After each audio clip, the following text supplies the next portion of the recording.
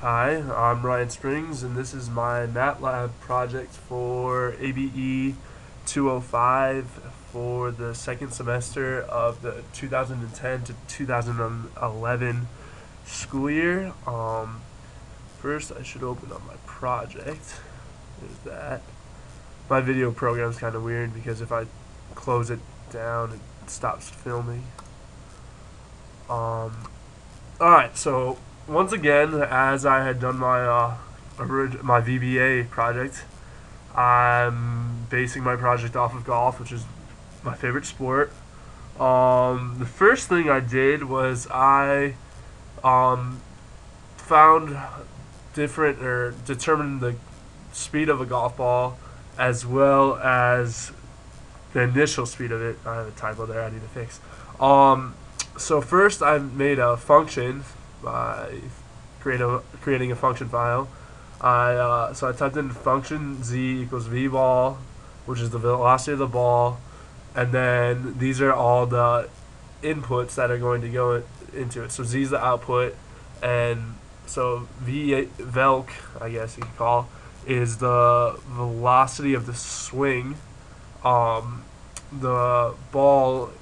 input of ball is the mass of the golf ball, and mass is the mass of the golf club being used, and this is all denoted right here with the comment. So then I typed in the equation and I hit display, then I wanted to display this statement: the velocity of the ball is, and so I typed it into Matlab, and so all I did was since I had saved it as a file and made sure to save the file as the same name as the function I had created. I typed in v ball for velocity of the ball, and I said that the velocity of the swing was like an average golf swing of 38 meters per second. The ball weighed 45 grams, and the golf club I was using was 284 grams. So Matlab calculated this and came up with 54.7801 as the velocity of the ball. So then next, I made another function, and this was to calculate the velocity of the ball when it is like initially hit by the club, and most of this equation derives from the v-ball equation. So what I did is I named my function as v-ball I, and this time the only inputs were the loft of the club that I was using, and once again the value I had just gotten for the velocity of the ball. And so I typed in the equation, cosine of the loft, and I made sure that the loft was in radians because MATLAB likes radians. And yeah, there's the rest of the equation. And once again, I wanted to display a statement. So then when I put this into MATLAB again, I got the velocity of the ball at initial impact is 101.8172 meters per second. So as you can see, basing on whatever numbers you use up here, although the 45 for the mass of the golf ball is usually going to be the same, but as far as the swing speed and the weight of the club, this could vary, which would change this, thus definitely changing the velocity of the ball, as well as you can also change the loft, depending if you're hitting a driver, which is usually like 10 degrees, or which is what was calculated right here, or if you were hitting like a pitching wedge, which is more like a 42-degree loft.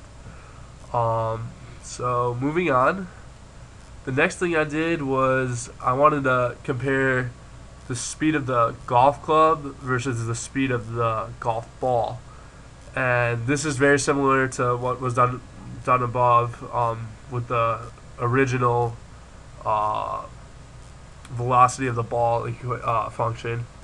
I typed in that I wanted to use swing velocities from 50 meters per second all the way up to 150 meters per second, which I don't think is even humanly possible. But You get the point. Once again, the ball is around 45 grams, and I use the same mass for the golf club.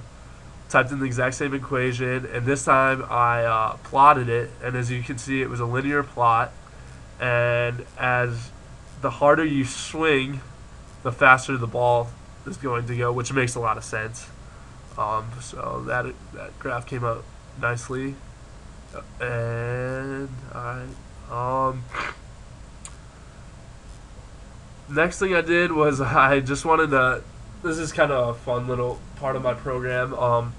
It allows you to like compare, like say you hit your 7-iron 150 yards. It allows you to compare it to what the average player does. So, for example, well, first off, I'll go through the script file. I made a like if and else if script.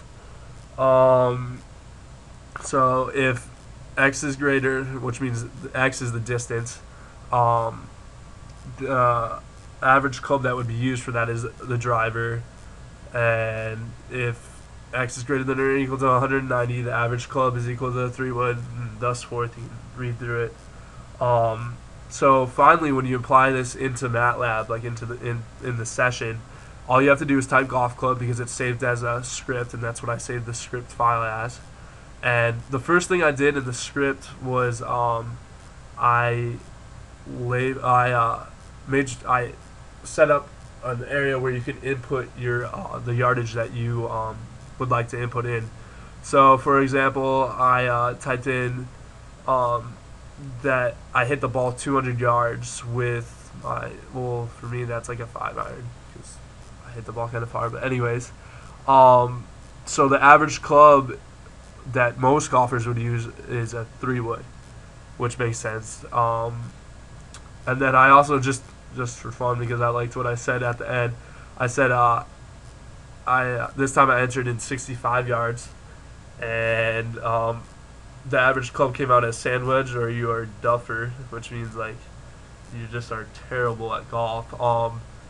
So that's why I said you either were pitching the ball, or you just absolutely either topped it, chunked it, or duck hooked it, or whatever. So that I had fun making that aspect of my program, and it's just fun to type in, especially my clubs, because like I can type in that I hit my 3-iron 230, and it comes up as the average person's driver. Then I never thought I would actually use matrices and apply it to one of my favorite sports, but I found it actually is extremely helpful when you want to like add up scores for golfers, especially in tournaments. This would come in a lot of hand.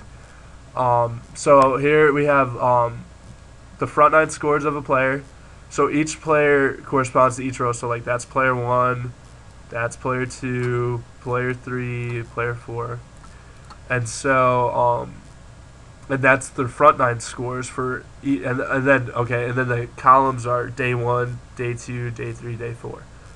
So those are their front 9 scores. I then put in their back 9 scores, and then I added the 2 up. So then you see, like, for the first player, his day 1 score is 75, his second day score is 84, third day score is 73, and fourth day score is 73. Then, to add up all the scores, which is how you deem the winner, and at the end of the tournament, I typed in sum of the total, but I made sure to put the apostrophe, because if I did it would have added up the sums of the columns, which would have added up the player 1's first day score with player 2's first day score, with so on and so forth. So I made sure that the sums of the rows were taken, so then it gave me the answer of 305, which corresponds to the first player's score for the tournament, 307 for the second player's, so on. You get the point. And that is my program. Thank you very much. I enjoyed this class a lot this semester, and I hope you have an excellent summer.